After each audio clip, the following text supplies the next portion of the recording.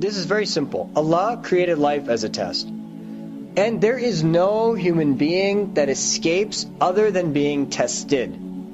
Now, a lot of times what happens is we look at other people's lives and we think that they're not being tested. We say, wow, my life is so difficult, but this guy's making $50,000 more than me. He has no problems.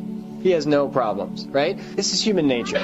Human nature is to look at the other person and always think that the grass is greener on the other side. I will tell you that there is no way that the grass is greener on the other side.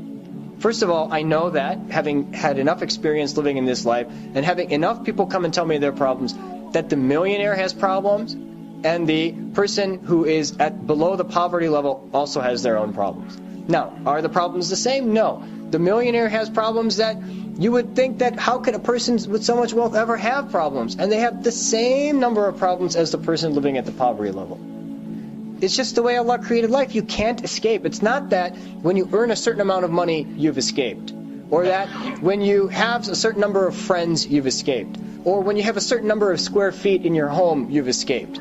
So Allah creates varying tests, and they vary based on the amount that a person's been given. But everybody's being tested.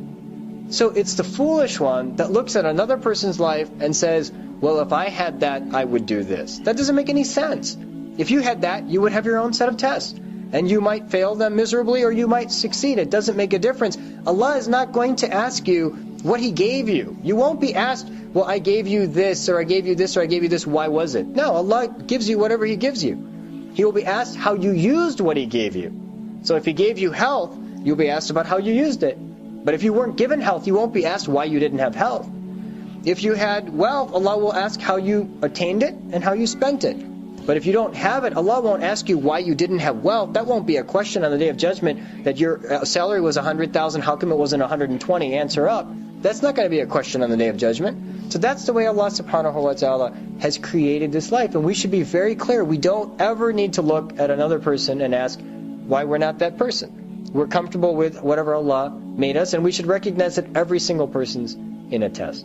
The biggest mistake, in fact, the way you fail the test, is to complain. And say, how come I don't have this? And how come I don't have that? How come my kids are like this? And how come my this is like that? How come my boss is like this? Those are all complaints. They don't get you anywhere. That nobody wins the game by complaining. In fact, the Prophet ﷺ asked for protection from the complaining tongue. That's the person who gets deceived. They start blaming the world for their circumstance rather than recognizing that their circumstance is an opportunity for them to convert the mundane into something much more special.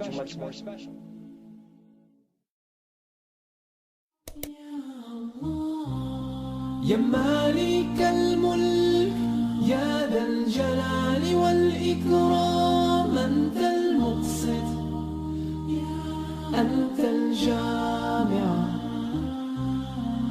أنت الغالي